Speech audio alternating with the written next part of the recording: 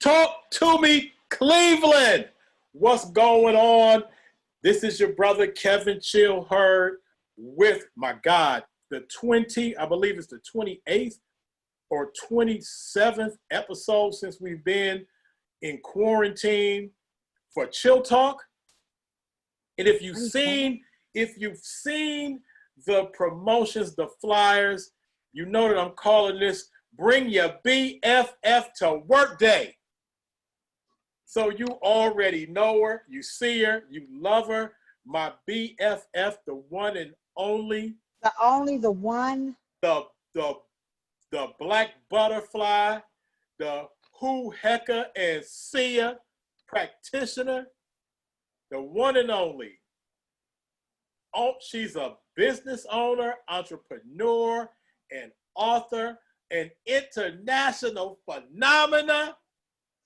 So fantastic African magic. The one and only Ladosha Wright. What's going on, BFF? Oh, you got it. Just here at the salon. I literally just got finished. Oh, you just got done. I saw you up there earlier today. Yes, I was working. That's why I'm sitting back here and trying to find the right lights and everything, you know. Because we rolled up on you today. You got a visit from me and the super producer, Felicia Haney. Yes, I sure did. I was like, oh, I must be special. And she brought you you got like a pack of goodies that you won. That's right. I got my Black Film Matters. There you go. All right. See, that's to let you know people win stuff on Chill Talk. Don't act like. Everybody was asking me about that Dana Dane t-shirt, and I was like, I keep telling y'all, but I don't know. See, don't you threw on the t-shirt, didn't even take pictures so we can advertise that you won you won the Dana Dane t-shirt and you won the Black Film Matters. This sounds like it might be rigged. It's not rigged. It's for real people. But they should know that because you are watching the show and you participate, you can win like everybody. So other people have won. Our girl, our sister, the queen that does the math, Gwen Shelly Shockley won. Gwen, she posted a picture of her rocking Team Shockley. But Gwen posted a picture of her. What was she wearing that she won from us? The Chadwick Boseman 21 Bridges shirt. Ooh. So we have more things that we will be showing that people have won. But what I want to do, you already know what it is. Let me see who's in the house checking us out right now. Who's checking us out? My girl Mika. And yes, Mika. I need to make sure, Ladosha, could you see if I've shared this to well, you know what? I'll check to see if I shared it to my Chill Talk, my actual Kevin Chill Hurd page. I'll double check. Okay, yeah. I just checked to see if mine was on the timeline. It said it's on my timeline. So okay, that's so good. As we normally do, I have to, to start off with the people who look out for us. And first and foremost, my man, imanroofing.com. You already know what it is. If you need a free roofing inspection, hit my man up at imanroofing.com, IMAN roofing.com. Give him a call, 216-678-9445. If you need a free roofing inspection, hit him up. Tell him you're down with Chill Talk. He will give you a free roofing inspection. And if you need an actual roof repair, a patch, a shingle, an entire roof, if you say you're down with us, with Chill Talk, then he will work with you and the insurance that you have where you don't have to come out of your pocket and you can get a whole roof for the free. Ooh, the roof is on fire. Because if it's on fire, you need to call Iman Roofing. Because if your roof's on fire, you're gonna need a new roof. You're gonna need a new roof. And if, in case you don't already know, you know how we rock. And we're gonna let Dosha even break this down some more. But boom! Spears I left my book over there. I left Volume my book. 1. I'm going to get my book. Go Hold on. get your I book. ain't going to let you do me out Spears of like the I'm Mossy, Volume 1. My boy going to Shango get my 7 is book. calling me right now. I'm going to have to call him back. Spears of the Mossy, Volume 1. A historical survey of the minds of African warrior scholars. And bam! Look at that. Volume 2. Booyah! Oh, yeah, time to give it to ya. Let me see your spear, Dosh. Okay, Woo! so there you go. Volume 2, From Spears to Pens. And this brother, he don't like he got a pen in his hand. That's a spear. Get your spears up. That's not a pen. Spears are flying all the way to the Gambia, by the way. So, and Dosh, I'm going to let you break that down in a minute. Real quick, we're celebrating GCUFF. Lots of things are happening in GCUFF. We are here today. This is a GCUFF special episode. Ladosha is not just here because she's my BFF. I know I said it was bring your BFF to work day. But so you are a sponsor, Ladosha? Woohoo! I'm a community partner. A community partner for the film You Do Not Want to Miss No Lie. With No our lie. brother, directed, produced, written by our brother Bayer Mack, who we will have on the show today. Woo! Yes, yes, yes. So we'll talk about that, but I hope everybody's been attending to GCUFF, the Greater Cleveland Urban. Man, you know what, Ladosha, I talked all that stuff. Oh no, I did press record. Bam! All right.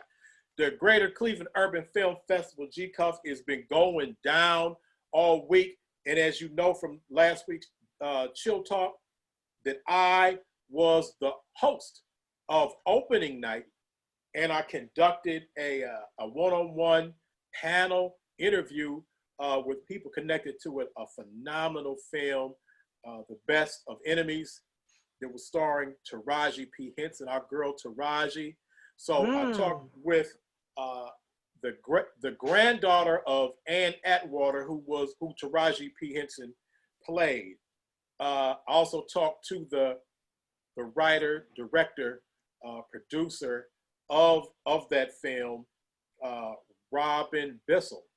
And I also talked to my man, Bill Riddick, who was the real life person who brought the Ku Klux Klan leader and the civil rights activists together. We actually talked to the actual brother who made that happen.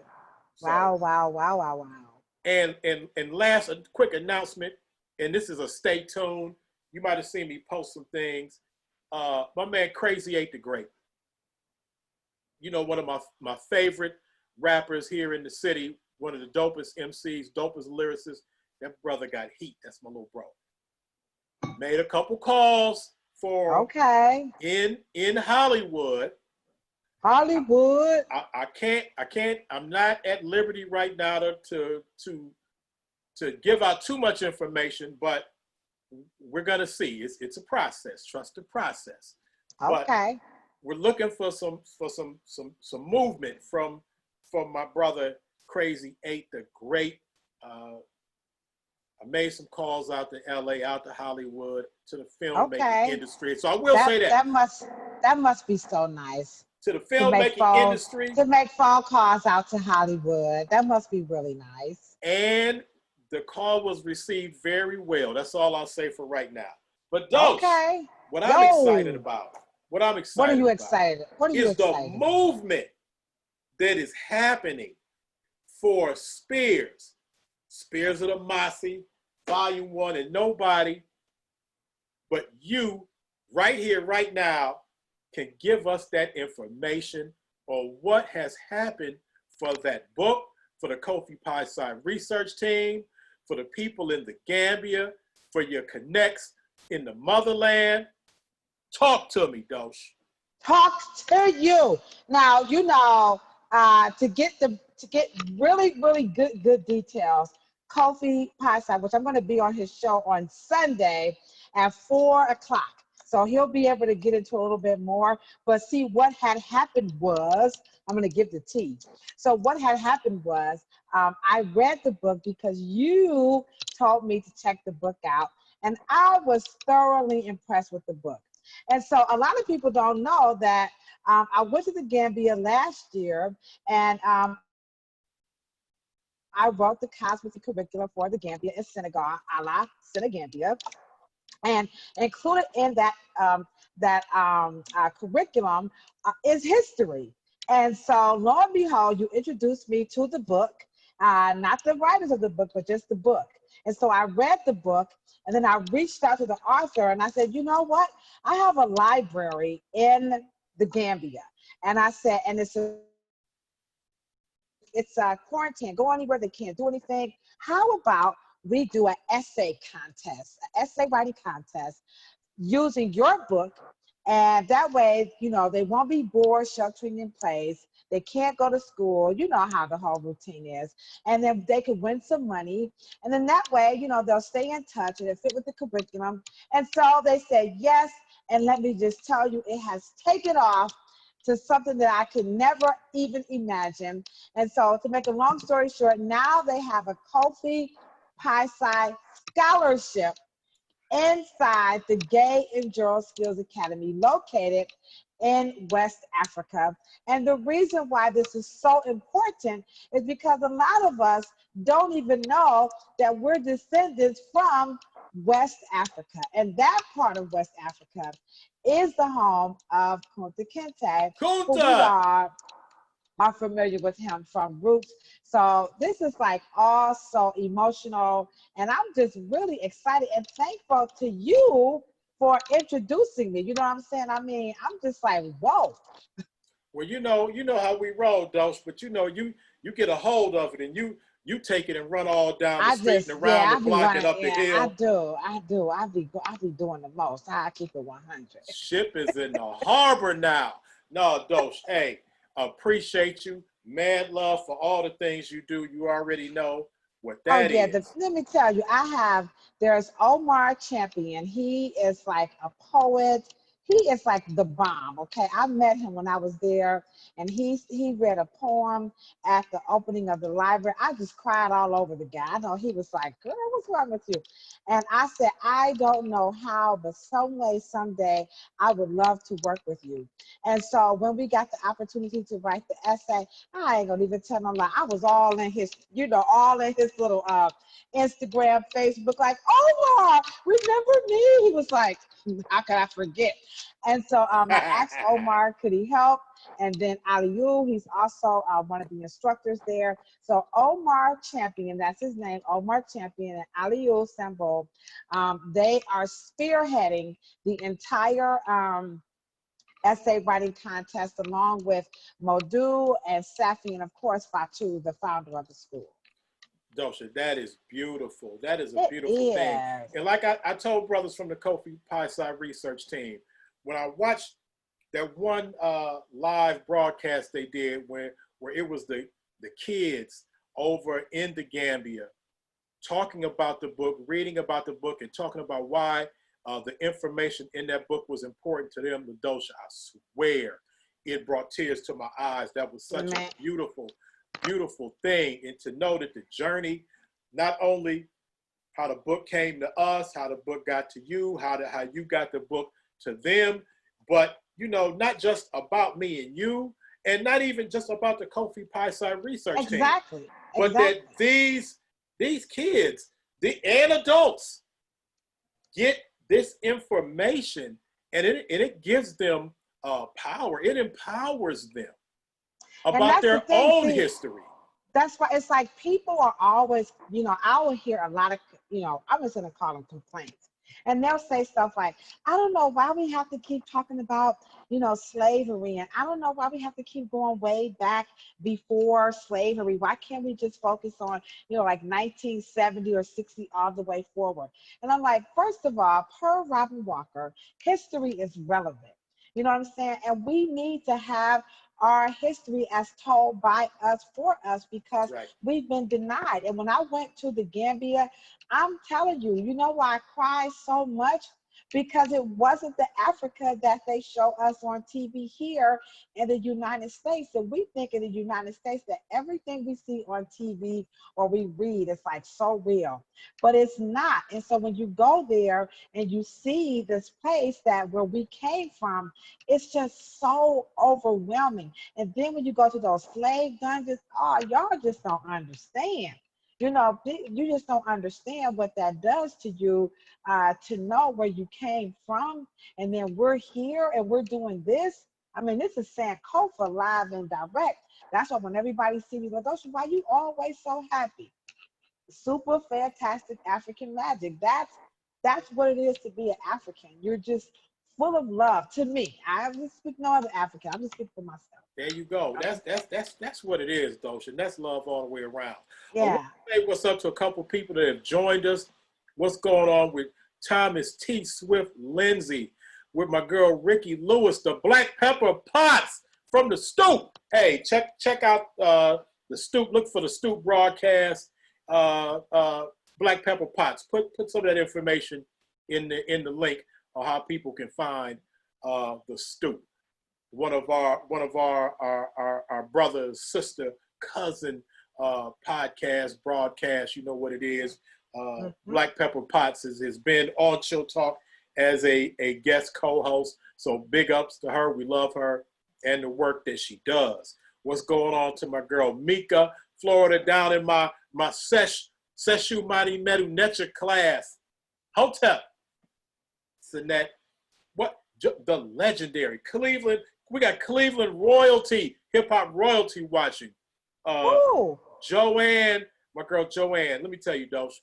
Joanne is an MC in the first female Cleveland rap group, the Hollywood Show Rocks.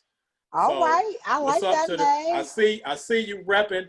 No, Joanne go back to the way back to the day. So you know, if nobody knows your history, I know your history. The first female rap group.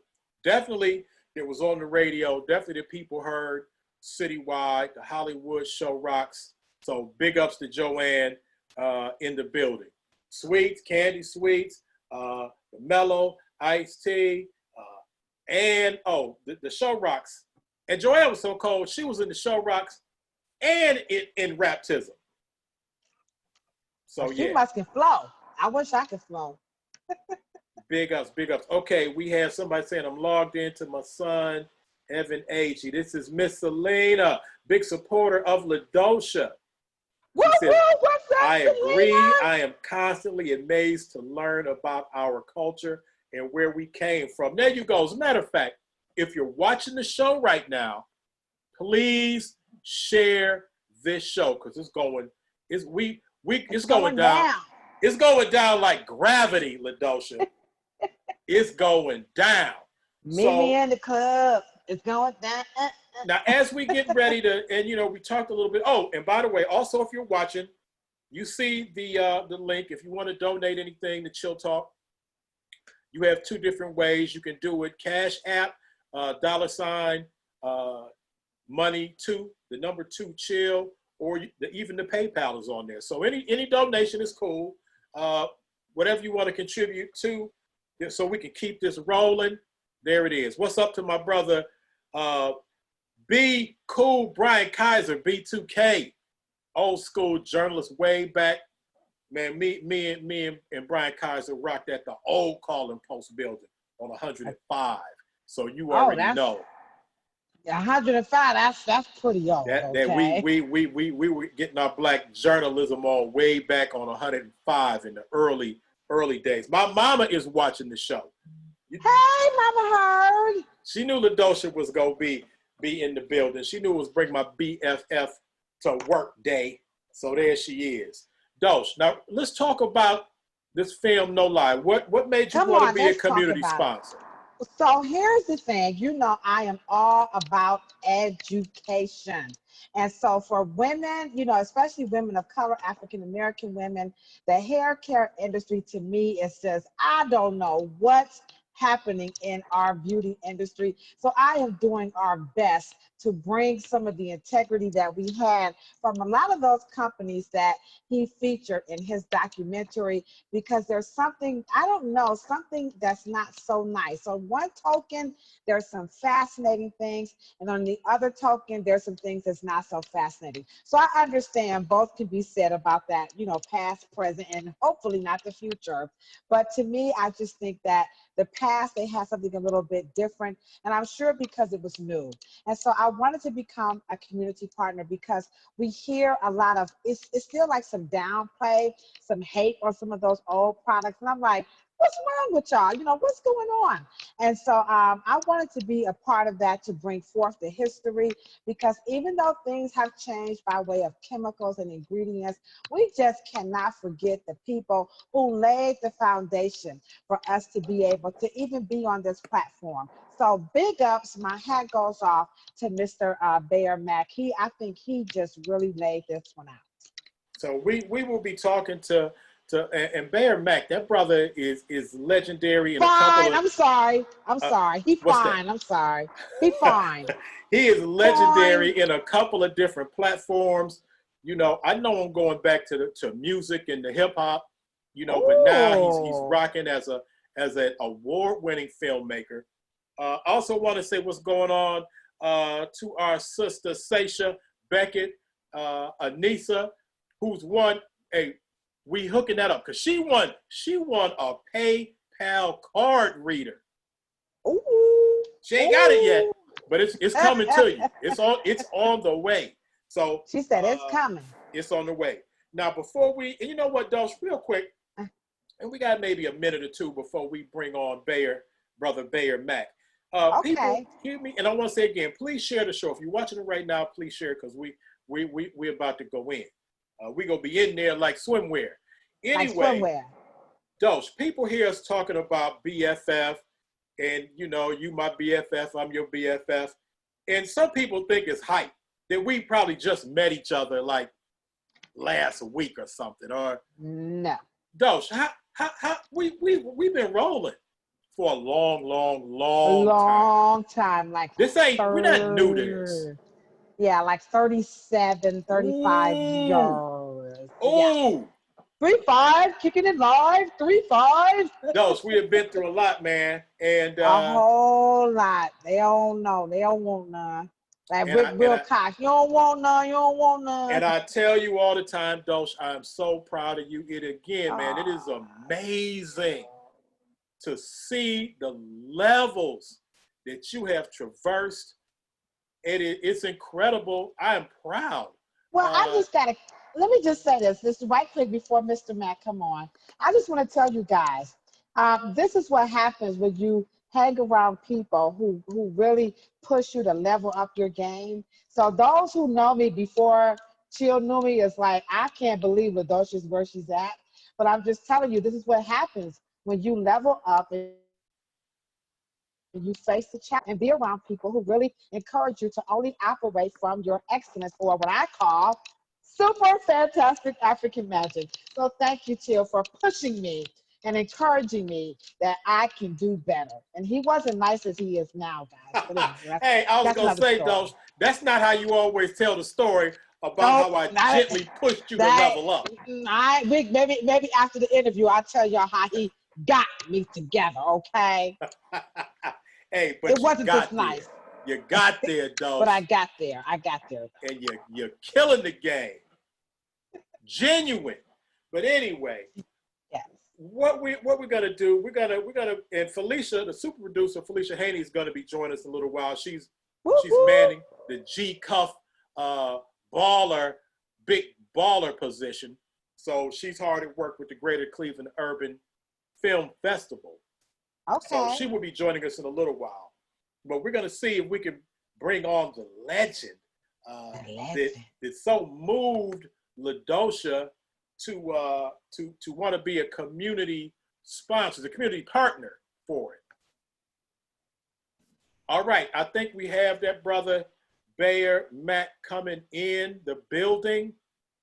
Yes, sir. Can you hear me? What's going on, bro? I'm back. And I'm ready. He ready. Glad to be here with you. I'm glad to be here with you folks tonight. Hey, we are glad to have you here, brother. And I just want you to know that we're here today. Not only is she my BFF, it's Bring Your BFF to Work Day. So she's the guest, my guest co-host, but she's also the community partner for your film. Woo! In the Greater Cleveland Urban Awesome. Film Thank you Festival. so much. Thank Sister you. My pleasure. Sister Ladosha What an Wright. honor. What an honor. What an honor. Thank you. Much appreciated. Much appreciated. And Ladosha was just telling us what moved her to want to be a community partner to make sure that people got a chance to see your film. Ladosha, if you want to go through that a little quickly, now that we have the actual filmmaker in the building. Well, first of all, welcome, welcome, welcome. And I just can't find the words to say thank you enough for such a wonderful, wonderful, probably overdue documentary that's needed from a cosmetologist perspective and also from a personal perspective. So I looked at the documentary from two perspectives, and typically when we see documentaries about the beauty industry, it's not quite put together, nothing like you've ever done. And so I love the fact that you brought so much dignity, respect, and history to beauty itself, definitely to our profession, and definitely on the flip side, what's in our homes. So I really, really, really like that. I wasn't expecting that, I'll be honest, because we don't always get that. Cosmetologists were often kind of, looked at as like some kind of bimbos and, that kind of stuff. So I like the way that you just really brought, the dignity to it, and you laid out that history that, we just needed. And so I was sharing with him before you got on that last year I was blessed with the opportunity to travel back home to West Africa and the Gambia to write the cosmetology curriculum for Senegal and Gambia. So your film is much needed in the motherland, and so it's something that everybody can watch and learn from. So I would definitely be sharing that with the students at the Gay and Girls Skills Academy. God bless you. God bless you. That's awesome. So, That's awesome. Yeah, so thank you, thank you, thank you. Awesome. That's amazing stuff. Now, how has your experience thus far? Did I see you, brother? Didn't I see you at the meetup and the trivia contest yesterday? I was in because I thought last night was tonight, and then I left. So my wife said, y'all probably think I'm crazy. Hey, well, first of all, bro, big up to Murfreesboro, Tennessee. And Murfreesboro for sure. My other home is Chattanooga, Tennessee. Oh, for real? Okay. And I was born in Nashville, Tennessee. Really? Right there, okay. All right. Middle Tennessee. Absolutely. Awesome. That is really awesome. Big ups to Middle Tennessee State. I got a bunch of good frat brothers down from Middle Tennessee State. Yes, sir. Yes, sir. Very active. Very active yard. Very active yard. Now, tell us about this film, because Dosha insisted that she wanted to be a part of being a partner to bring this film here. All the people at GCUFF has raved about it. Tell us about this film.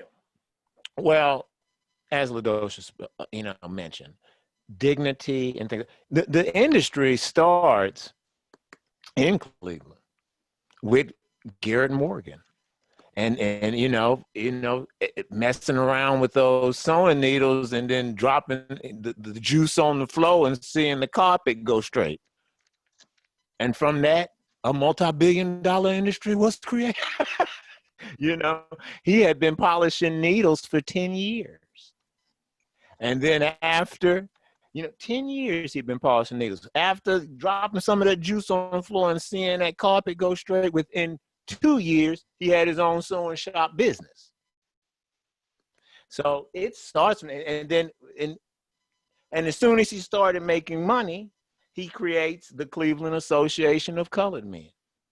That has always been connected. That's not, so if you say that's where it starts with Garrett Morgan, That's the invention part. And then, you know, he kind of overlays with Annie Malone over there in St. Louis and stuff like that. I say, you know, I was asked this question before. If I had to give you three, the most important three people, I would say Garrett Morgan as far as innovation, and Annie Malone as far as organization, and Madam C.J. Walker as far as marketing. No one, you know, I mean, she revolutionized as far as marketing the product and stuff like that. But as far as organization, Annie Malone. But as far as innovation, actually the backbone, because it all starts, and it is all the industry as far as the backbone of the beauty industry, as you see in the documentary and stuff. And I am gonna get back to you. I have not forgotten your question. How I got to it. Take your time. But, walk with us there, brother. Take your time. Yeah. The backbone of it is straightening hair. That is all. See, when Revlon got that in, it was a wrap. The curl can come and go, afro come and go, everything can go and come and go. But that relaxer, that's the backbone of the black beauty industry. And that's what Garrett Morgan created. Everything else is secondary. You can lose everything else. That's the other styles have come and gone. Women go natural, women go braids, women go every sort of thing. But they always at some point get it straightened again. Well, I do want to say, and I know you're going to get back to the information of the film, but you know, I want to remind my people that, you know, we big up Garrett Morgan around here all the time, because Garrett Morgan also was the founder of the newspaper that I worked for over 25 years. There you go. Post newspaper. He founded the Cleveland Call, which later merged with the Cleveland Post to become the Call and Post newspaper. Also, I'm good friends with his granddaughter, Sandra Morgan. So big ups to Sandra Morgan and his cousin, our brother, Adam Morgan, who we know and love. So big ups to all the Morgans and to the greatness of that brother, of that Clevelander. So I'm glad to hear you even bring it all the way back to him and the city that we love. And so I'm glad that you did that. But when you say that about, you know, that relationship right there, is that symbiotic relationship has always existed too. Look, because like I said, people say, so I was asked, you know, what I said, because they needed each other as far as the black press and the black beauty companies and stuff like that. One had an audience and one had a product. The other one needed each other. There you go. And they have, you know, so, you know, Willie Morrow owned San Diego Monitor. His daughter still out there. They own San Diego Monitor. He bought that when California Curl really jumped off good back in the 80s, you know, when his money was real good. So that's always been the thing. That's always been the thing, all the way back to Morgan. And it has always been about community service. It's always, because it is a segregated business. Yes. And outside of the funeral home business, that is really the only continual exist wherever you go in the United States of America. If there is a wealthy family, black family of means at all, if there is one wealthy black family in that town, they're either the mortician or the beautician. Mm-hmm. That's it, because it's a segregated business, and that money is always coming. It's a monopolized business and things of that nature. So you always have that situation where the beauticians and the beauty companies and things like that have a strong tie to the black community, because that is their base. They're never going to sell outside of the black community. They're never going to, and they tried. You know, there were attempts by some of the black companies to do it, but no, that's the basis of it. It is very much a ethnic business from its roots, as far as community and beyond just the products themselves. And it starts with Morgan, and things like that is what made me want to do the documentary, because, you know, we just have a lot of, you know, hey, it's about the hair, but you don't know everything behind it. You know, of course we have like I know you were saying that dignity and stuff, because sometimes it's looked at as frivolous. It's as far as I don't want to say an infatuation or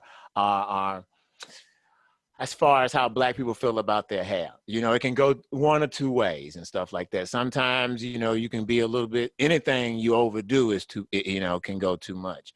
But it's a very, very personal thing with us. It's a very emotional thing with us. And so I just wanted to explore it. I wanted to really get to the roots of it, because it makes, you see us on social media arguing over hair texture, whose hair is real, and it becomes divisive in the community and stuff like this. And so, and just really disabusing some, notions and stuff like that, uncovering truths, opening eyes, breaking it down exactly what it is. This is exactly why your hair is why your hair is. This is what it is. This is why it is. There's no mystery to it and stuff like that. Kind of, getting away from all of these, I guess, stereotypes and things of that nature. And, just kind of uncovering all, and doing it in kind of like an upbeat way. Wanting to do it where, we're having a good time. I try to tell people, hopefully, this is like a family reunion for you. It's a lot of people that, entertainers or personalities, politicians, whatever, celebrity, people from the African-American community that we've known and loved over the time and period. So, yeah, there's a little bit of everything in there. It's not just about hair, because nothing with us is ever about just one thing. It always extends to other areas of our community and stuff like that. So I try to tie it into everything.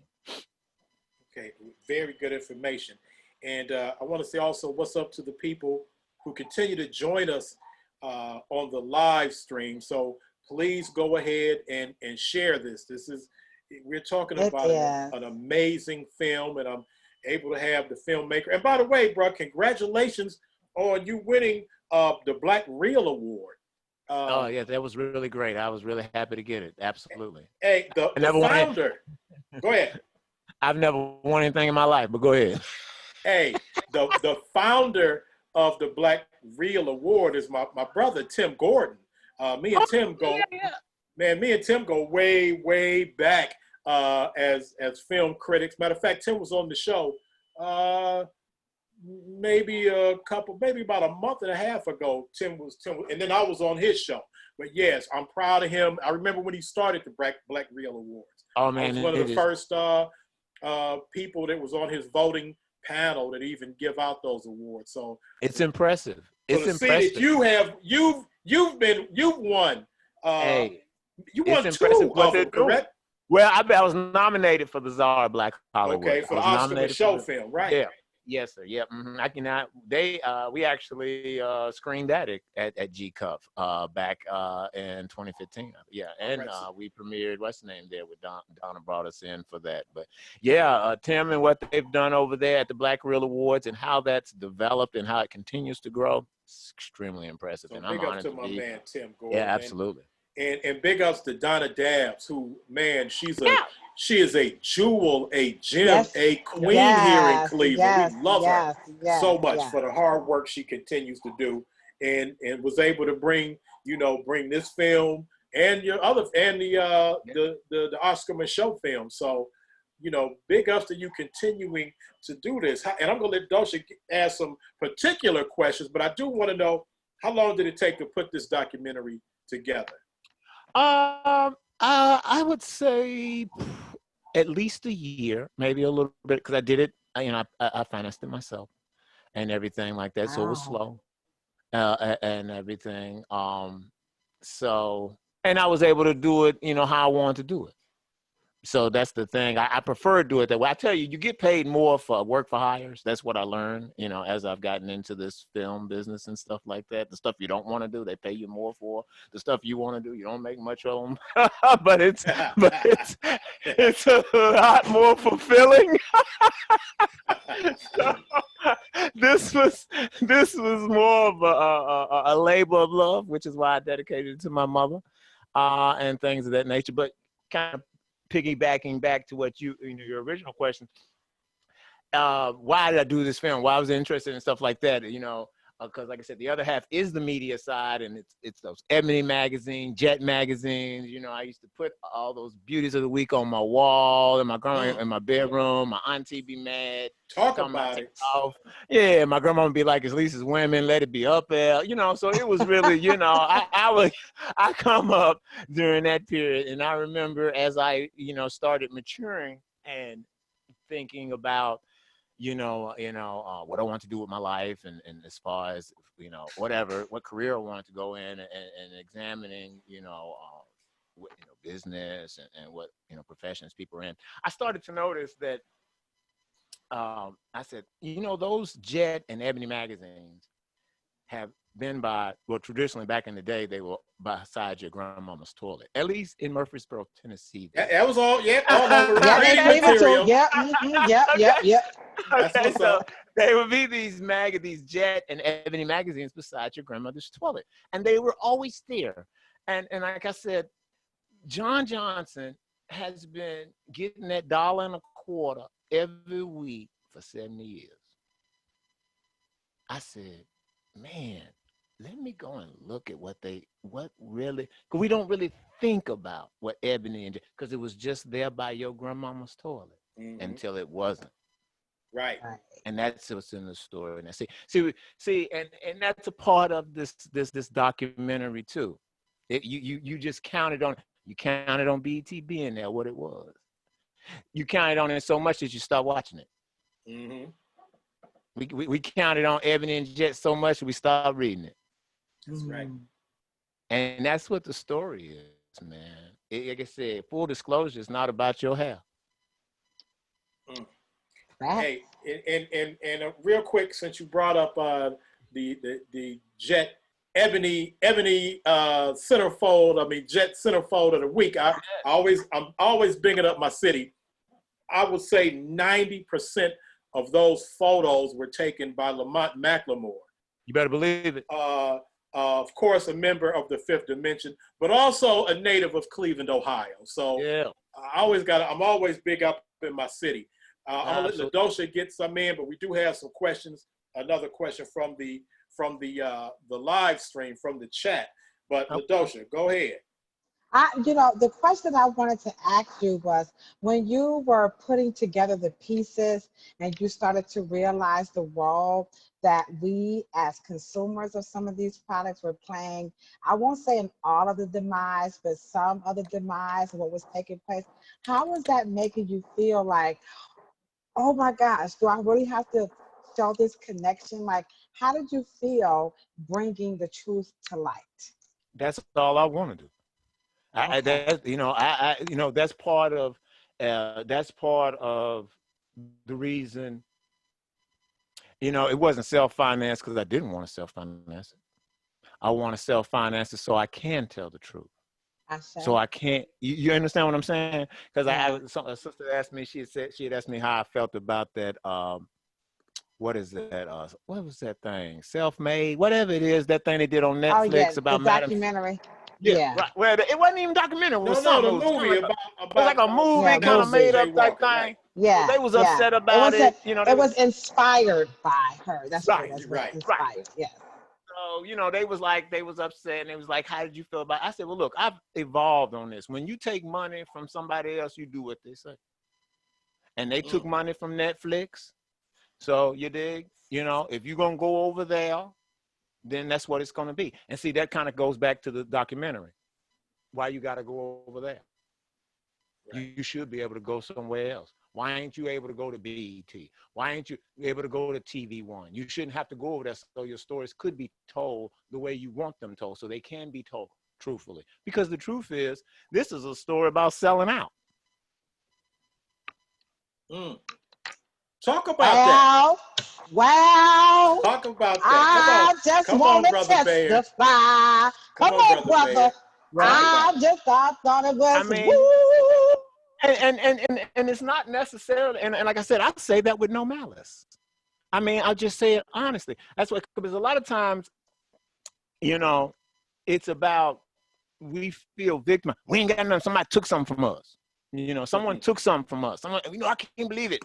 I can't believe it. I know they did this to us. Been, and I wanted to show that, listen, a variety of things calls for the decline and not only the ethnic beauty industry, Black ownership in the ethnic beauty industry, but in the media, Black owned media industry, and other Black owned music, which I touched here. Right. But Yes. there's a variety of factors that went into it, you know, but and very little of it has to do with the man coming to do something to you or take something from you. And you know, some of it has to do with, you know, poor service, huh? You know, we got to serve our community better. You can't expect people to continue to pay, you know, come and spend their money with you and you take them for granted. That's Right. that's not pointing at any particular individual in this documentary. This is just saying as in general to, you know, because we always mad, we upset, it's a lack of businesses. We ain't got nothing. That's what you see on people on the comments when they online. They bemoan the fact that we have to go over here to do this, or have to go over here to do this. But these are the things. It is the consumer. The consumer.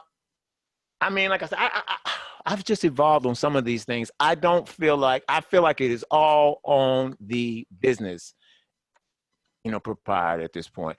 You have to serve. You have to be willing to serve, and you have to be willing to serve properly and in a proper spirit. Now, as far as the consumer, you know, if you're a consumer and if you're not worried about blackness, if you're not out here talking about black this, black that, blackity, black, then do what you want to, spend your money where you want to. You understand? But if you are a person that's blackity this, that, and the third, black ain't got this, white man done this, black, and you don't spend your money black, and you don't make the effort black, see, that's the issue. That's the problem. And you know, and that's a little bit of everybody, you know, that's on all kind of things, you know, whether you're an athlete and hey, like I said, I dealt with a lot of different things on here, and a lot of these things have percolated since the film has come out. Mm-hmm. I see. A lot of these things have, you know, especially the conclusion of the film. You know, had I made the film, had I been finishing it up this week, Cardi B would have been in it. Right. Right? Right. Right. Because we talked about the spirit of WAP in this documentary. Yeah. WAP wasn't made when this documentary was made. I was addressing the spirit of WAP, and I've showed you the spirit of WAP that has existed and how it has turned out for Black women in our community. It never turns out good for Black women playing a whore. If I didn't make that clear in the documentary, you know, other than Vanessa Williams, ain't nobody ever came back. You don't, there's no benefit, you know, so, but there has always been an effort to do this. And I tried to show this slow demise and decline. And we use Reverend Tony Evans to, I say, deliver the coup d'etat with Black is only beautiful when it's biblical. Okay. And that was his conclusion. You know, I didn't say it, he said it. But I put it there. And if it moves you a certain way, then, you know, go look in the mirror. All right. But these are the things that we have that it is about. So no, I was in no way apprehensive about, because like I said, this is the spirit of love. I'm not here to this is my people. We family members. I'm not I hope that people know that I'm not coming in any type of, and I think that they have. I think people have received it in the right spirit. But no, I think people need the truth. Right. Absolutely. Right. I wrote a book titled "What They Don't Tell You at the Hair Salon," and so your documentary, it kind of, you know, I would say if that was like my book, you know, in film, but it's because like you said, the truth, like me telling people what they don't tell you at the hair salon is what you were saying, you know, in your documentary. because most African Americans don't know their history. So when you brought up like the WAP and things like that, they're missing that really big gap because everybody thinks that they were the first or whatever, but they forget, like you said, that rich legacy and the role that we play. That's why I was kind of struggling, you know, with the question. Like you said, it just depends, but you're definitely more eloquent and you have, you know, more to bring to the table from that perspective, you know. But I attempted to do some of the same things in written form to empower people to break what I would call the psychosocial chains and bonds that a lot of stuff stem from slavery and just bad juju, if you will, that keeps, you know, plaguing the Black community. And then you see it, it's very prevalent in the beauty industry. So I just commend you because that was a bold move. I was like, woo, woo. But it's necessary, you know, like I said, and I have to go back to Cardi B again in this Candace thing that jumped off, because I know that most people just garden variety, Black people in America, you know, Candace bad, you know what I'm saying? Just automatically, she's bad. But as you see the commentary on here, we don't agree with Candace on nothing she say. But on this Cardi B thing, Black people was like, she's right. It's clear that she's right. And there's just nothing that can be said about it. There's nothing that can, you know, but the problem is that we as a community continue to uphold certain things. Like I said, but like, I don't know, that's a whole nother rabbit hole I ain't gonna get down into. But so, but anyway, yeah. All right. Now, I do want to say we have some people on the chat that have joined us, and my brother Frederick White is holding it down right now in Lebanon, Tennessee, and he wanted to know what you know about Lebanon. Hey, they had some good football team back in Lebanon High School. That's a long time ago. They had some, you know, pretty big brothers. Okay, so yeah, so we have people in Lebanon right now watching, checking you out. Also, we have my man Dashiki Shan, Ladosha's brother, watching in the chat line. So what's going on to Dashiki Shan? Our sister Seisha wants to know. She said, "Do you all talk about the history of where the history of good hair or bad hair mentality came from?" What I try to do very early on in the film, as soon as it jumps off, right after a quick montage of a lot of stereotypes and stuff that were used in advertising and stuff, we just get into a very elementary explanation of what Black African hair is, what it is. You know what I'm saying? A strand of, I literally want to go about it like that in certain areas here, very elementary. A strand of African hair is, boom, naturally coiled, which prevents oil from coating the entire shaft. That's it. No mystery. No what's the name. No what's, that's it. What? No, nothing else, brother. Nothing else, sister. That's it. No magic. No mystery. That's it. That's it. Billion-dollar industry, figuring out how we can coat the whole shaft. That's it. Brother, it ain't Bayer. Nothing but Brother Bayer, if I have not heard Ladosha say that exact same thing a million times. That's it. You know, just trying to take the mystery, this mysticism out of the hair. You know, what you think about that, Dosha? Dosha about to cry. I'm over. You see, I keep holding up like 10. I'm just like, don't say anything, because the way that these people are taking this texture of hair and they are literally financially, emotionally, spiritually, culturally, they are robbing, you know, people. Just anybody with that texture of hair, they are robbing them of everything. And then they try to take it back to Africa. When I went to Africa, they have no clue of some of this nonsense that Black people are doing that they swear is African. Like this whole hair braiding thing where they don't want women in America to have any education. You got the Institute for Justice, you know, going all the way to the Supreme Court saying these women don't need education. But they're teaching classes. But when you go to Africa, you cannot cornrow hair without education. And I'm like, where are you guys getting this from? But these Black folk in America, you cannot tell them that, hey, I'm Black, I got a pass. White folk ain't never taught me how to cornrow hair.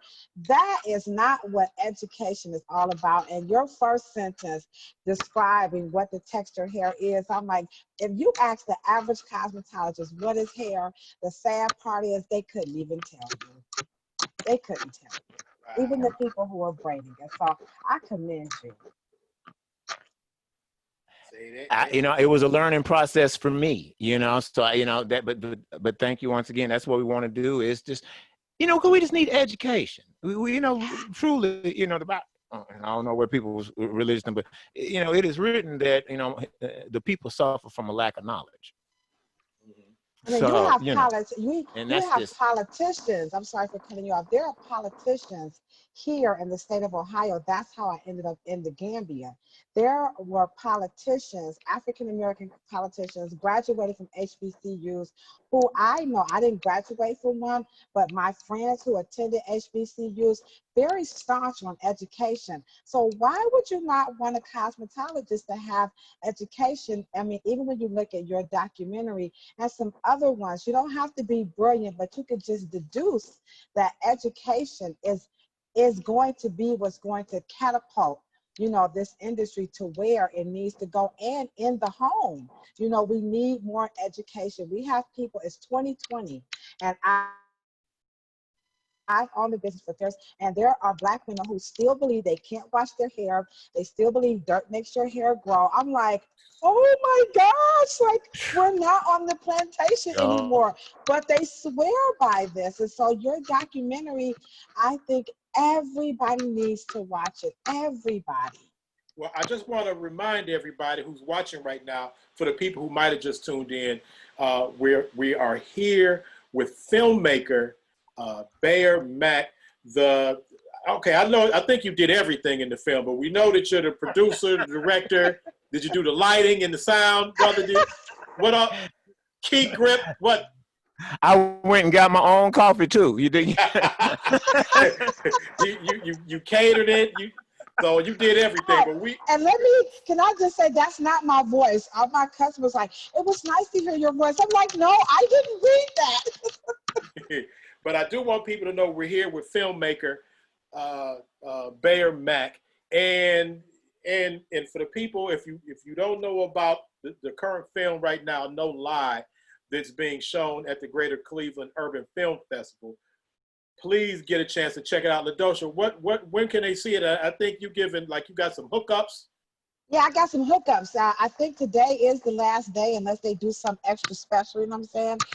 So the code is all caps RDT50, and thanks to everyone. I got a lot of messages. A lot of my people supported you, Mr. Mack, so I was on all those hashtags are me, in case you wonder, who is that hashtagging me like that? That's me. Awesome.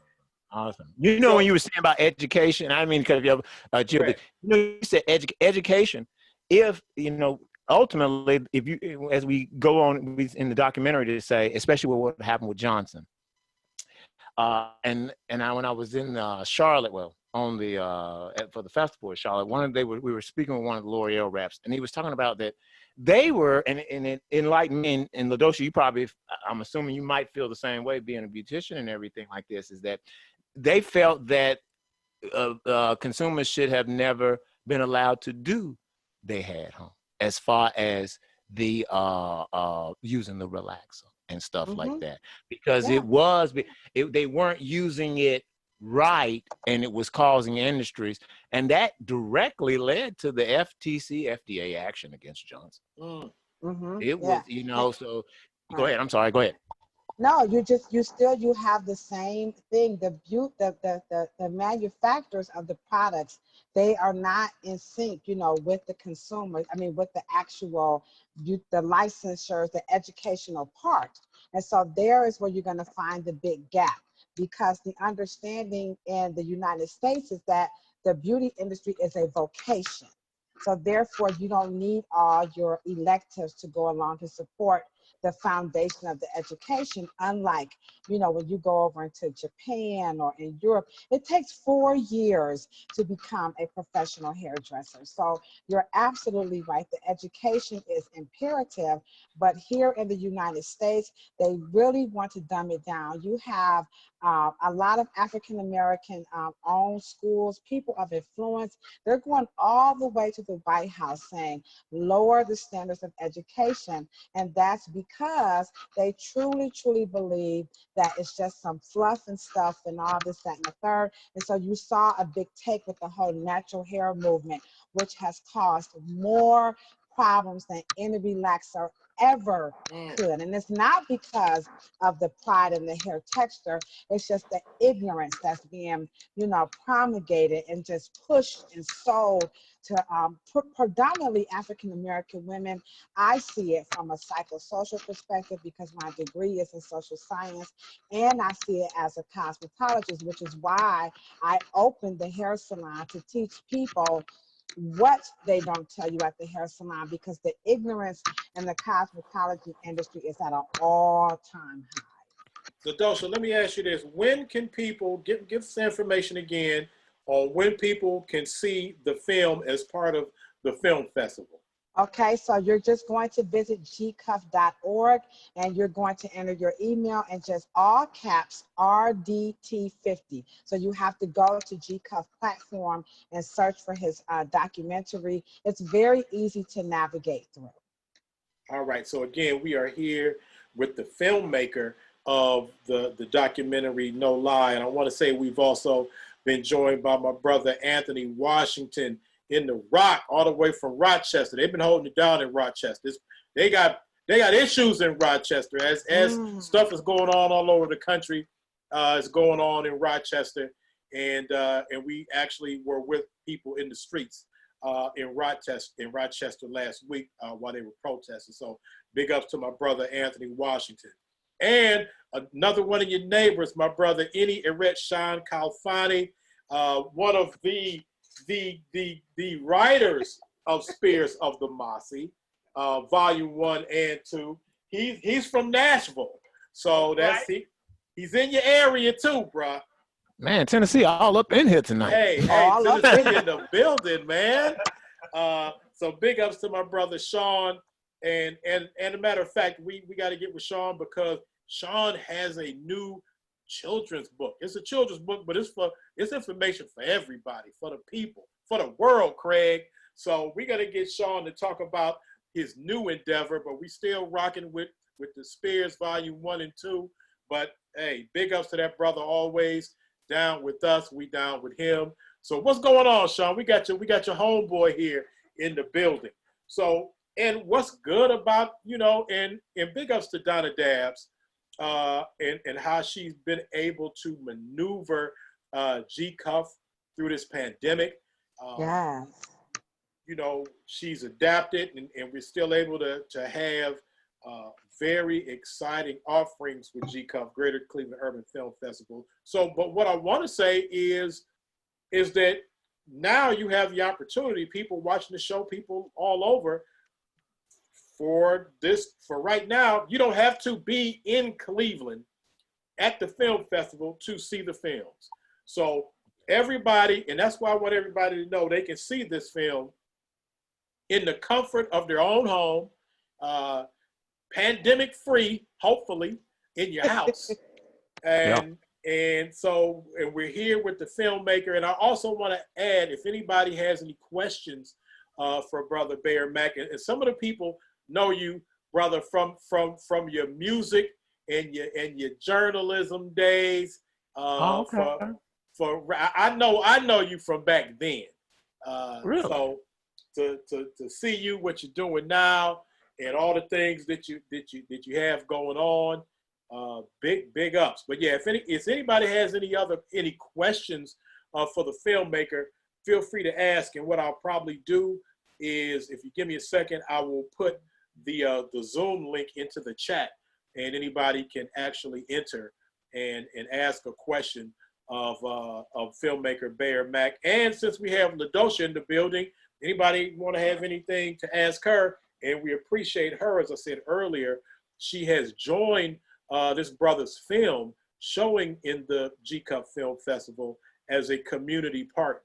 So Ladosha cares about you guys, Yes, I do. cares about the city, the community, the culture, and filmmaking, and getting Black films out, especially this one.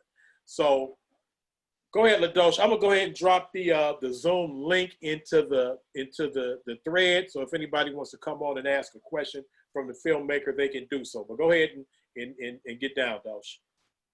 Okay, so the other, so I can ask another question. Is that what you you're can saying? ask a couple while I drop this information in the chat thread. Okay, all right. So, so Mr. Mack, what about the part in your documentary where you made the, you know, the connection with the videos and how you felt the music industry had a big take on hairstyles and the change? And so tell us a little bit about that inspiration, because like I said, I wasn't ready. All right. It, you know, it is, anytime I told someone before, I said, anytime someone takes a picture, a celebrity or a famous person takes a picture, it's promoting something. Has always been the case. Today we just call them influencers. You know, that's you know, that we just, they think that, like you said, everyone thinks they're doing something new. You know, y'all just put a name on something. We would just, I remember LL Cool J's Bad album. We was straining eyes to see what kind of shoes he had on. They was Troops, and we ran out and got them. And Troop was #1 in the hood after a while, you know. So, and then sooner or later, Madison Avenue picked that up. Okay, all right. I tried to show that, yeah. So yeah.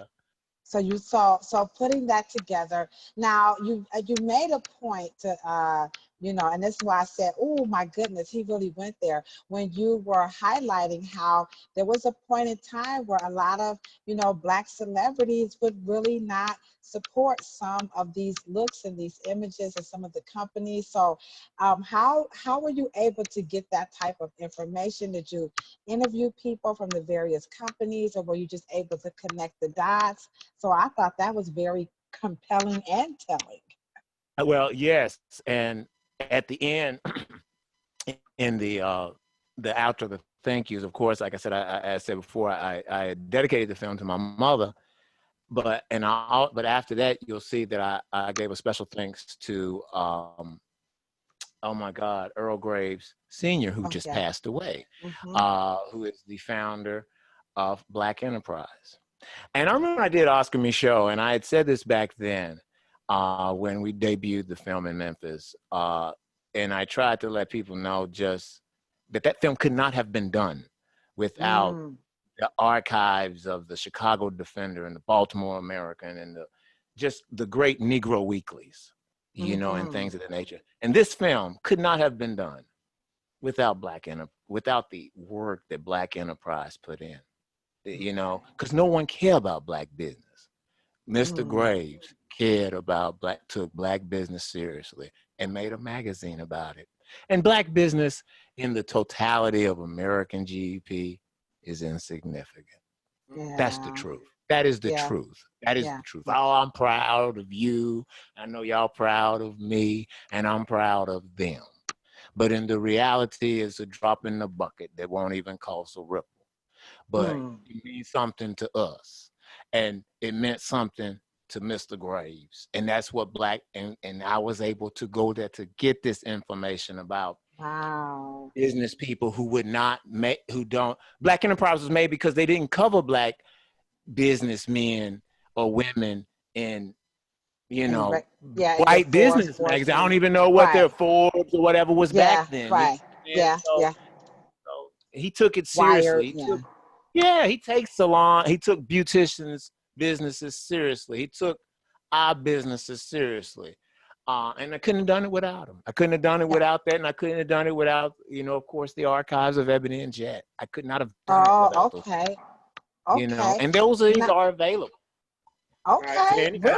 I do want to say we're going to bring in the producer, the show's producer, the super producer, Felicia Haney, is looks like she will be joining us now.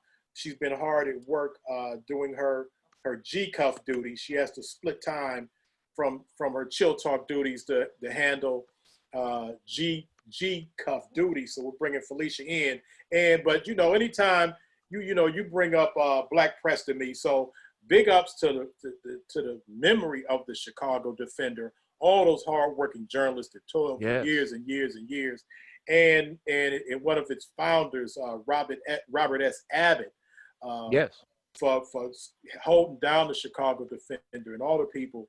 One of the people that got me into journalism was a Chicago journalist. So I always have love for what's going on in the Windy and all of those journalists that's from there. I don't know if Felicia's coming in. I see her trying to get in. Okay. Oh, there it is. Super producer Felicia Haney, do we have you? I'm here. I've been here. Okay. All right. So we're glad. Are you showing us a picture, or are you just rocking with the F? No, I'm cooking a vegan Polish boy.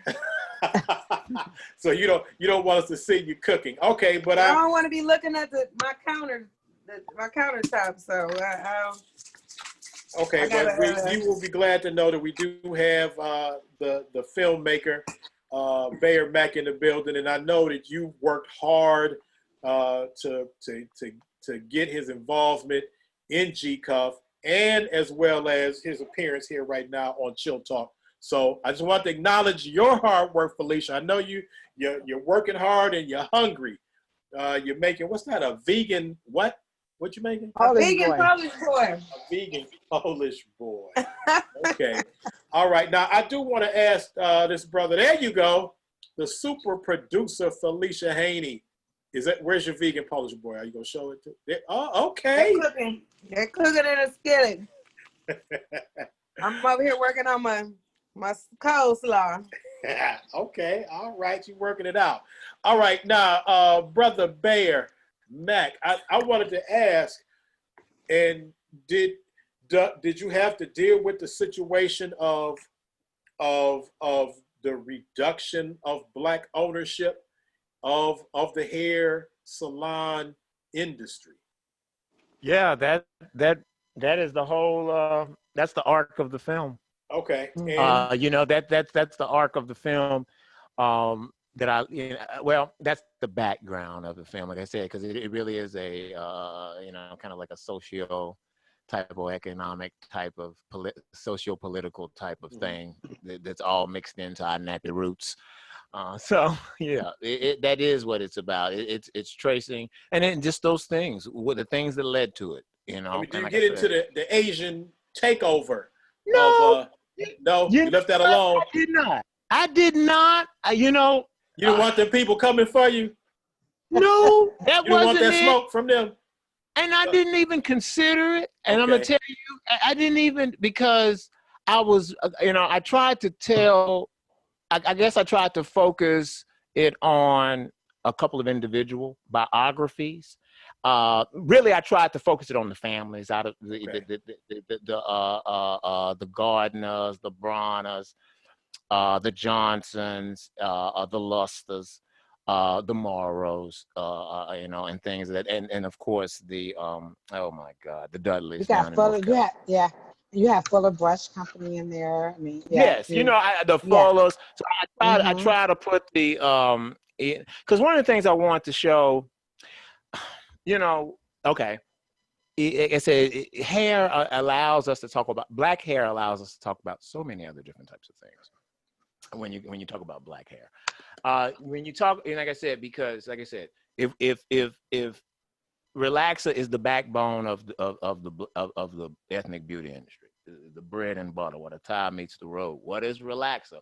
What is relaxer at its core? Not woke right now, what we know through education. It is to straighten the hair. They were doing this to become more like white people, to enhance their whiteness at that time, period. That's what it was for. It wasn't to become more Negroid. It was to become more like the ruling class at that time. So when that is the thing we're talking about, knowing that is the truth, because the other thing was skin lighteners. You have no black press if you didn't have, if it was no, you go to the archives and stuff Okay. on there. Ambi, you see Ambi Okay, everywhere. yeah, go back there. Look at those ads from 100 years ago. Those are ads from black newspapers Right. that you see in my what's name. They survived on skin lighteners. There would be no black press without skin lighteners and hair relaxers. Certainly not the Call and Post, because obviously Garrett Morgan was also influential And in that. yeah, I also was surprised to learn the role it played in Soul Train. And I was like, Yes. whoa, that explains Yes. why we saw all those commercials of hair care products during Absolutely. Soul Train. I was like, duh. I mean, Man, that Watu documentary. Wazuri. Beautiful people use Afro shade.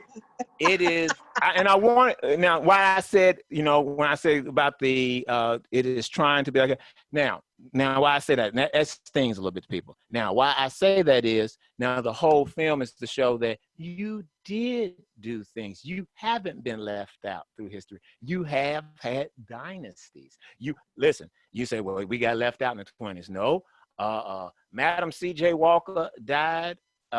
And left she died, what was it, 1915, 1919, right around there? Well, whatever it was, at the end of 1919, in 1919, right before the Roaring Twenties began, Madam C.J. Walker died and left a fortune to her only child.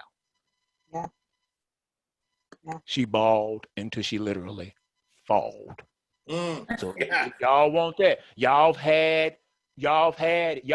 don't have to feel like make believe that black people no, you had the life, the lavish. If that's what you want, you see where I'm going with this, Right. Yeah. Johnson and Johnson, like you said, you Johnson want, Johnson, if Bronner that's Brothers. what you desire, if you desire excess and blow all your money, we've done that too.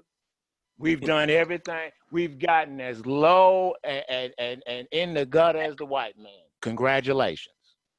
And to your point, like when I saw you're in the beginning, the way you broke down like the barber shops and the role barbers play, just your whole timeline. And when I think about the work that I'm doing here in Cleveland and in Africa, I truly am inspired by the same three people, that you highlighted. But what I'm trying to do that's different, from them is to leave that legacy, for the children to build upon. So with the curriculum, you're talking about in a country that never had it. So the Gambia is the smallest country, in Africa. So they're kind of shunned by some of the other countries in Africa just because of the way that they were treated, during the slave trade. So this was a really big to do for them. And so one of the things that I learned in the history per what you were capturing in your documentary is that it's important for us, right now to take that rich legacy and do something really good by doing things like writing a curriculum. That cosmetology school, the Gay and Girl Skills Academy, it's the first cosmetology school on the planet to have a library in it. So I'm personally going to make sure that those students get a chance to watch your documentary, because it's really important the way you take that timeline, coming from the barbering and all the way through, because that's kind of where some of that history kind of picks up. That that they don't get, that Right. they see it now. So so to your point, that dignity, that's really, really important. We should not be getting rid of education by any stretch of the imagination. And compared to good hair, which like I said, Chris Rock caught a lot of flack for that one, but you really, like I said, you knocked it out the park. Oh, thank you. But I wanted to, like I said, I know, I know what this means. Like I said, this is a family reunion. This is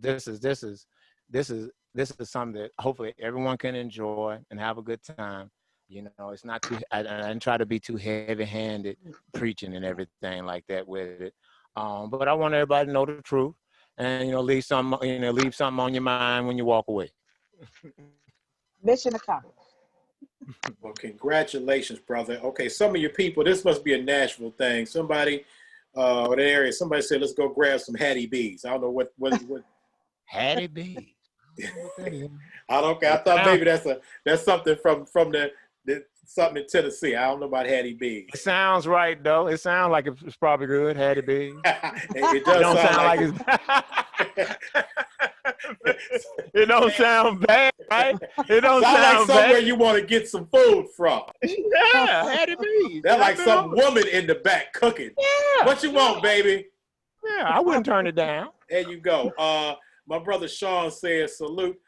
Sean asked did I get his new book. I've not gotten the book yet, Sean, even though it comes to my mama's house, but if it came, she'd have called me. You know you got a book here. But number 45 messing up the mailing system. So yeah, no, I haven't gotten the new book. Let me tell you, Sean, if I got the new book, you would already know it, bro. I'd be doing a live. I'd ride up on Ladosha. You know how we do it, bro. But no, I haven't got it, but I am looking for it. One more time, Ladosha, for the people that's watching, we're here, and we'll be wrapping up in a minute with filmmaker Bayer Mack, whose film No Lie will be in the Greater Cleveland Urban Film Festival. Ladosha, and the film is when? It's actually today. I think today is the last day, unless, like I said, unless they're going to do something different. Okay. It played Saturday, this past Saturday, and it played again today. But the conversation I was just having, which was why I was part of the reason I was late to the call today, is about maybe extending the films to run a little bit longer. So breaking news. You may have a chance to catch it again. Just keep up with the site, gcuff.org, and you probably have an opportunity to see it again. Man, we got shot callers here on Chill Talk. You see that, Mr. Mack? I am impressed. And I love it. I love Black Power. We got shot callers. Because we're super fantastic African magic. Let's rock it again. There you go. That's what I'm talking about. That is a beautiful thing. I didn't even know I was unmuted this whole time. Did y'all hear? Did y'all hear me cuss because I burnt my bread? Did you?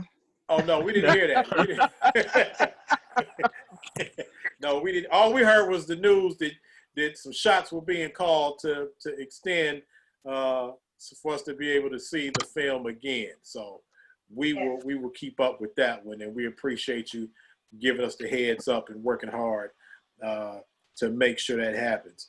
I would like to ask a question because unfortunately I have not yet seen the film, but I promise I'm going to watch it before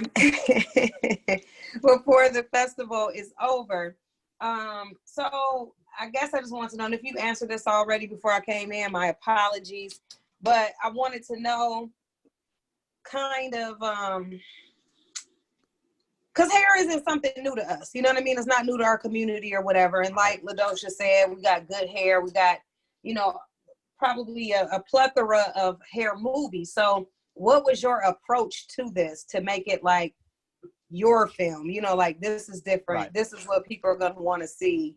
How'd you come up with the concept for it?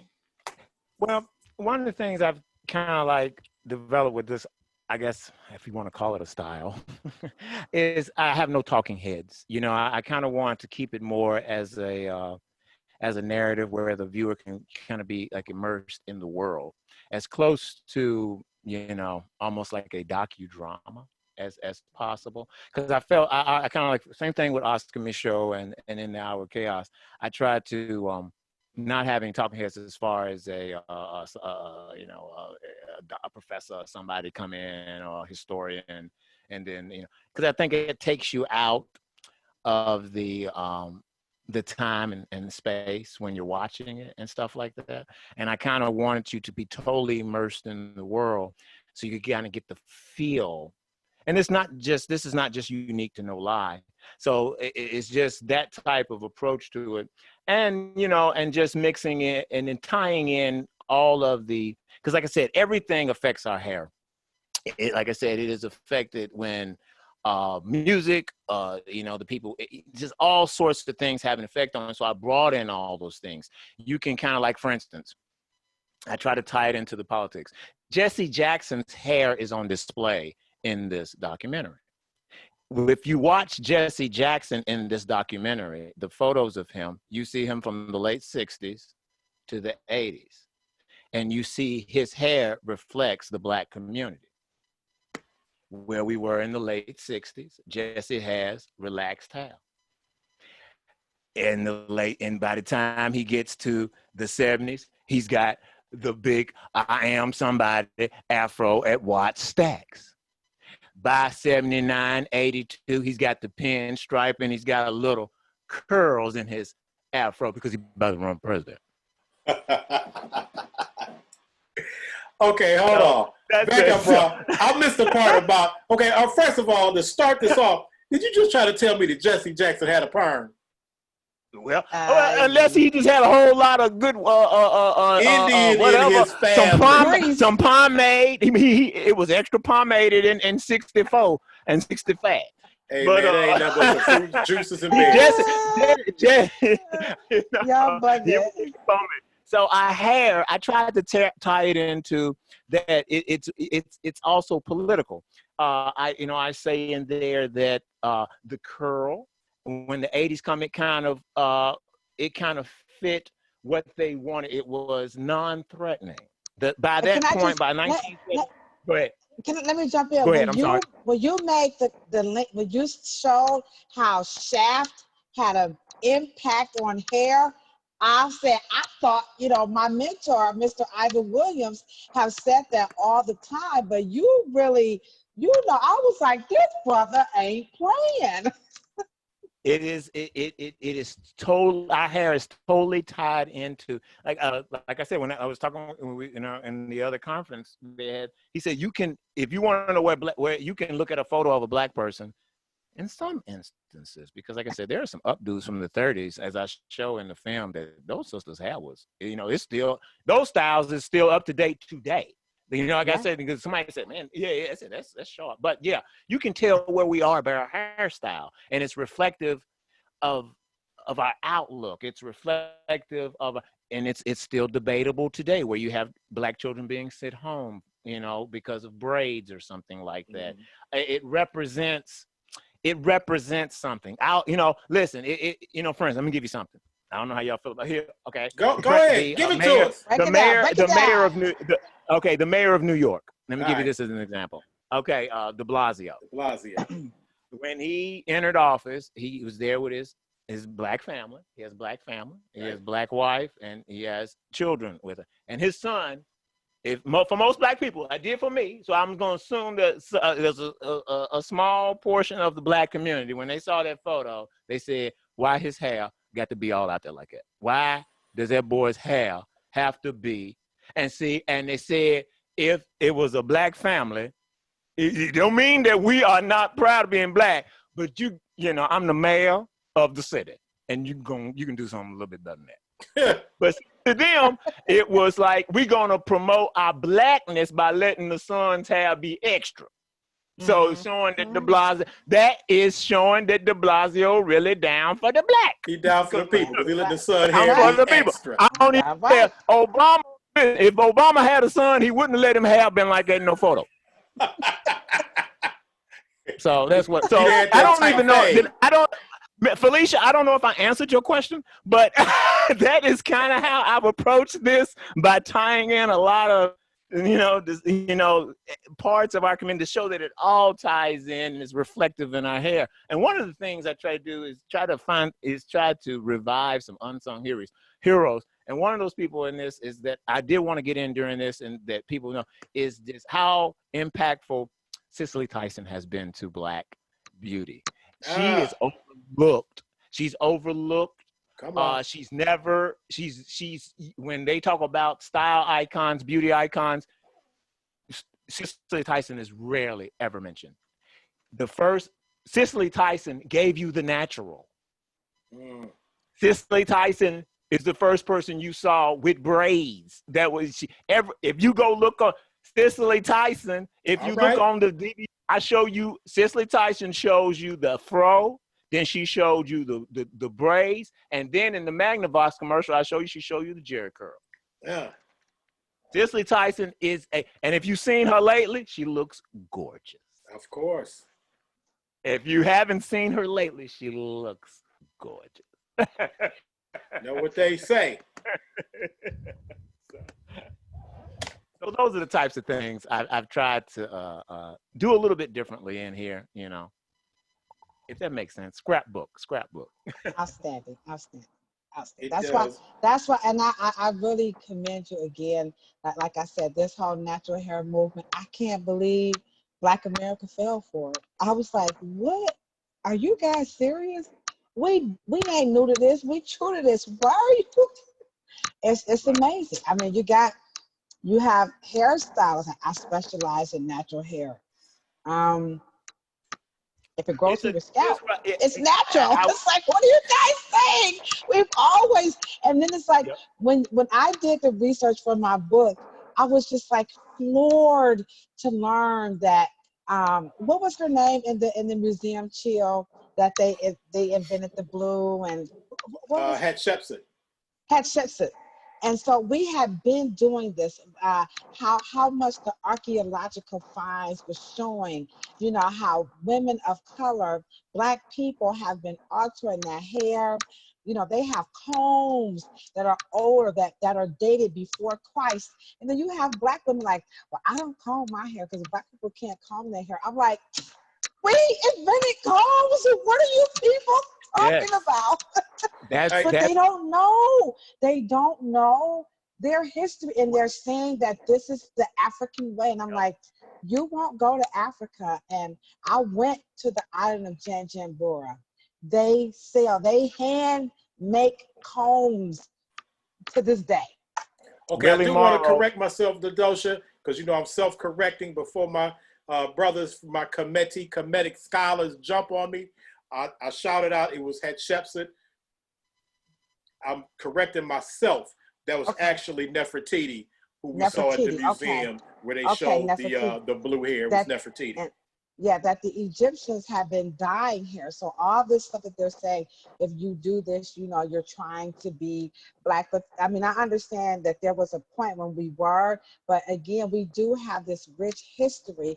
But we were doing like these sew-in weaves. I mean, you got to see some of this stuff in the British Museum. I mean, we would just be floored to learn. Yeah, like it's like, come on, guys. So I got to say it once. I'm just gonna say it again. I'm just gonna put this. I'm gonna shut up. Here you go.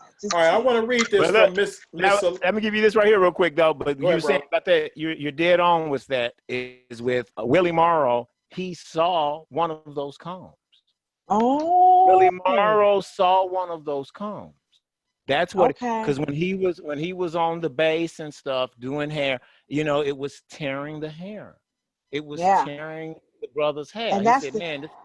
And he went and he saw one of those African combs that you saw, and he designed the Afro pick based on that. Wow. It's not the pick that you see. Now that's left I out. Got you. The pick that's by a white man out of Pennsylvania. The one with the fist and everything. That's made by a white family in Pennsylvania to this day. Yeah. That is not the Afro pick by tomorrow. But go ahead. Right.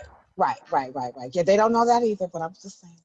Okay, see, I was about to read a statement from but I lost my my Facebook where it was at. Just a second. Miss Selena had something to say about the film. Okay, there we have it back. Let me get you back, Miss Selena. All right, Miss Selena said, after watching the film, I was left with a sense of devastation. So unaware of our history, yet realizing how much potential we have to be great. So glad to hear the film will run longer, hopefully. I will pass it on to others. I'd love for you to do a film on what we can do to reconnect and strengthen our hair culture. She said, also, watching your film was like reading Ladosha's book, as Ladosha was just actually saying. Beautiful. Excellent. And if you guys didn't see, I think we got a quick flash of Felicia's finished product of her vegan sausage sandwich that us in Cleveland know as a Polish boy. So, okay. Yeah, that's a Cleveland.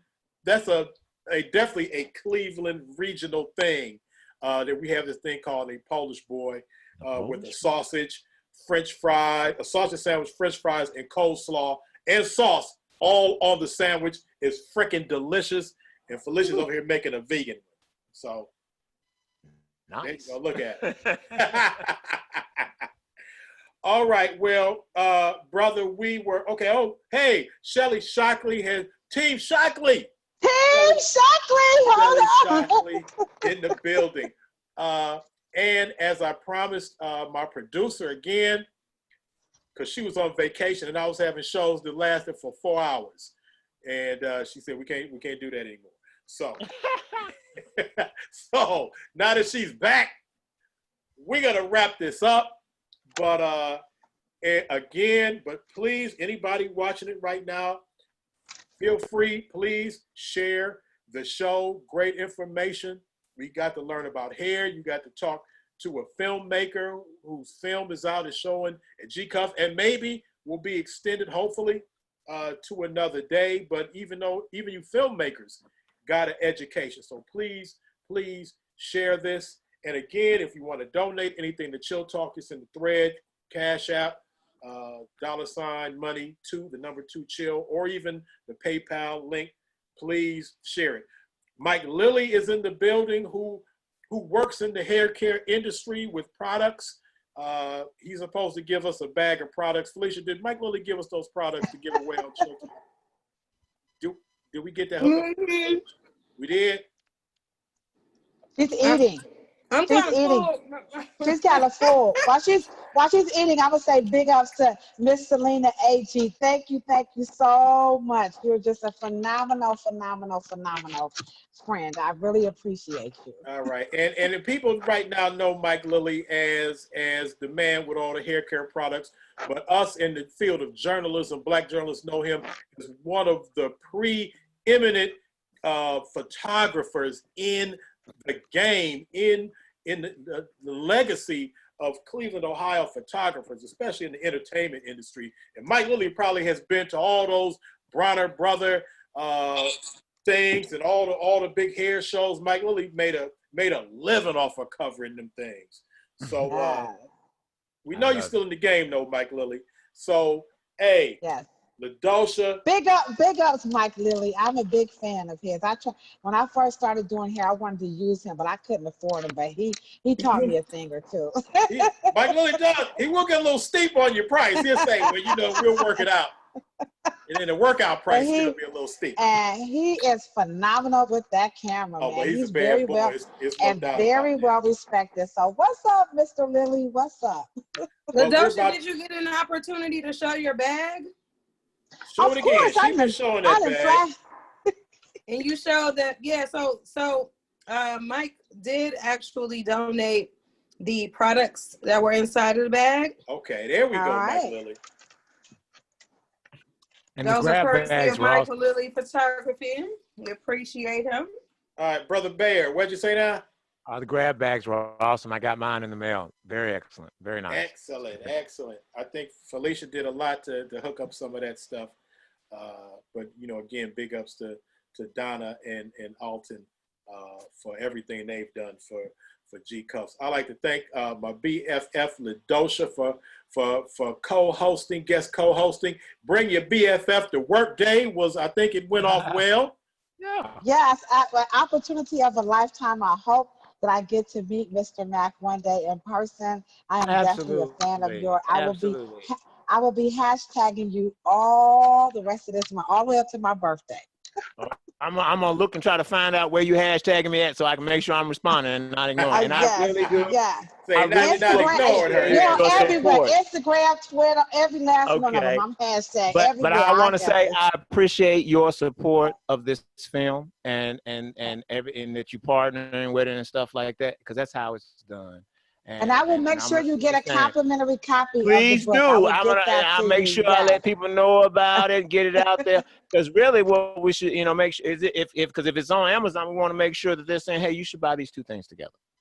Oh, there you go. Will do. As a matter of fact, my Amazon page will be launching, hopefully in a couple of days. So we will be in touch. But I will make sure that I get in touch with Felicia. We'll make this happen.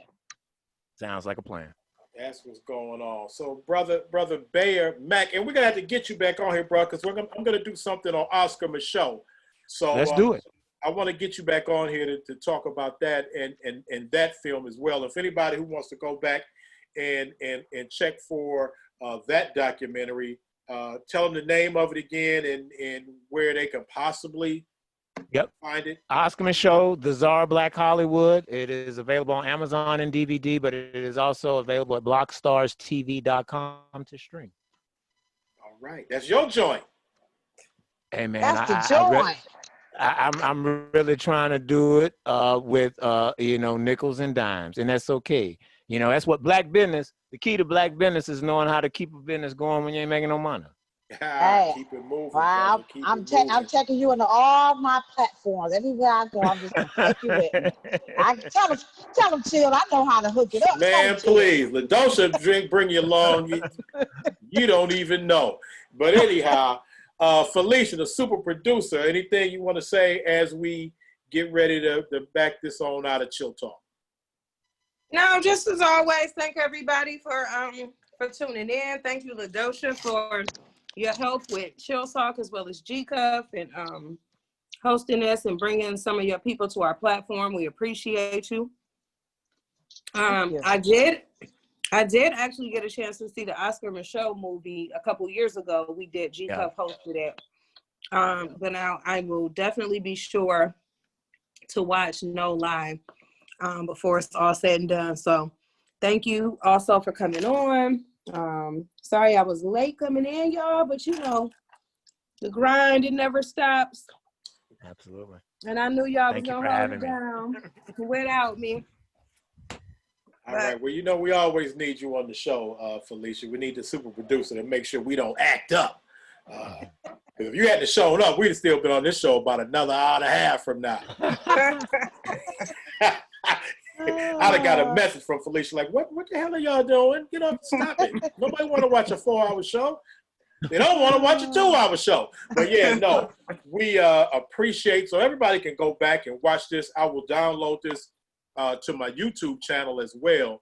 And people can share it and just share this information that this brother has given us about the industry, the hair industry, as well as the film industry. Yeah, and that's right. That's correct. So big ups to you, brother. Thank you. You got people in Cleveland, man. So I appreciate that.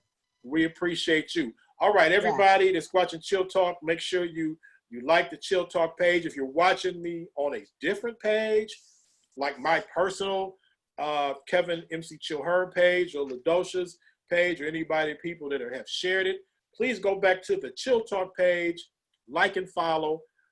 Go to the Kevin Chill Herb YouTube channel, subscribe, and hit the notification bell.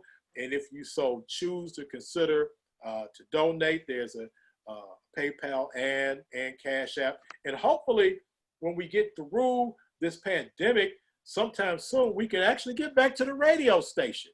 But until then, I'm at the home. I'm at my house, and it's pandemic free. So we appreciate you guys. We love you, Cleveland. You know what it is. Ladosha, throw them up with me. We up out of here, guys. Peace. All right, we out. Stop recording.